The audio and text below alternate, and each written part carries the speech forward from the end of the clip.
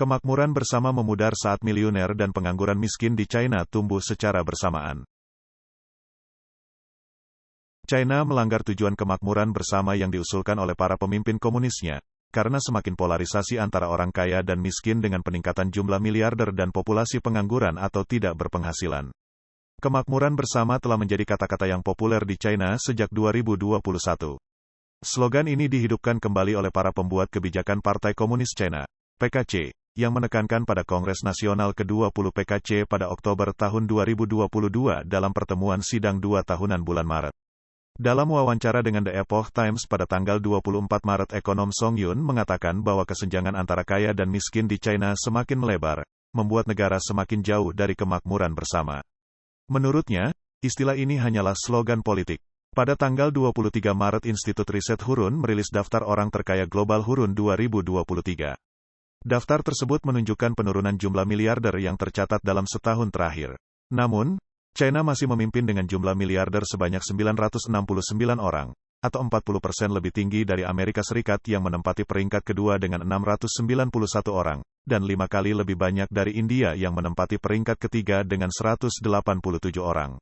Laporan tersebut menunjukkan bahwa Beijing masih menjadi rumah bagi jumlah miliarder terbanyak di dunia.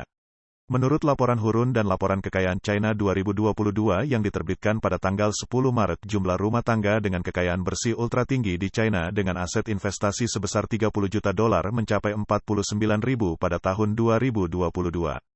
49.000 rumah tangga tersebut mewakili sekitar ribuan dari total rumah tangga di China, dengan asumsi jumlah penduduk resmi sebanyak 1,4118 miliar orang pada tahun 2022 dan ukuran rata-rata rumah tangga sebesar 2,77 orang.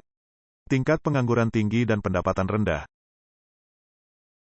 Laporan situasi pendapatan fiskal Januari-Februari tahun 2023 yang dirilis oleh Kementerian Keuangan China pada tanggal 17 Maret menunjukkan bahwa dalam 2 bulan pertama tahun 2023, konsumsi di China terus menurun, tingkat pengangguran meningkat, dan hutang negara semakin membesar.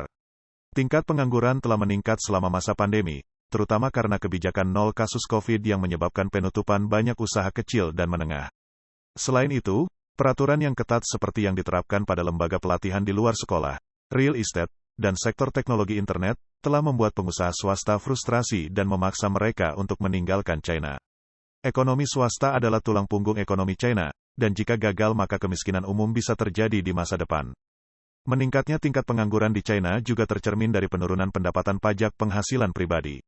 Data resmi menunjukkan bahwa laju pertumbuhan pajak penghasilan individu di China turun menjadi 6,6% dari tahun ke tahun pada tahun 2022, dan turun 4 poin persen pada bulan Februari tahun 2023 dibandingkan bulan sebelumnya.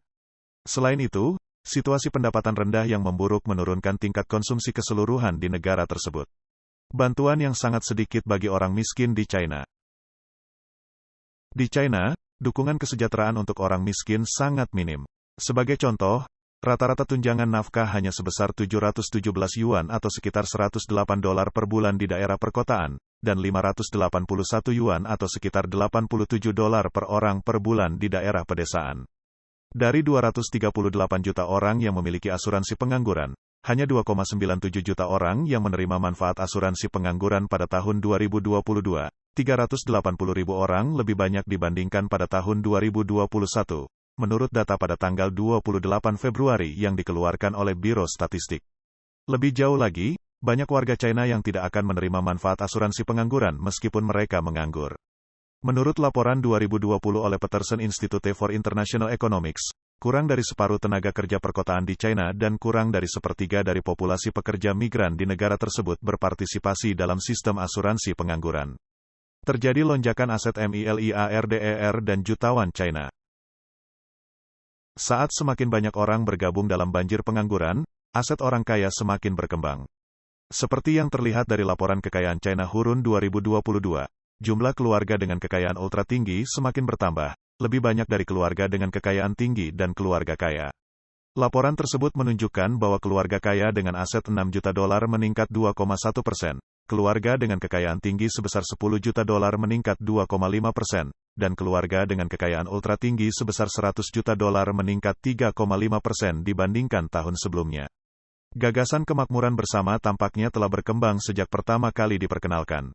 Namun, Li menunjukkan bahwa tidak ada perbedaan mendasar antara kemakmuran bersama Xi Jinping dan gagasan dari mantan pemimpin Deng Xiaoping tentang membiarkan beberapa orang menjadi kaya terlebih dahulu.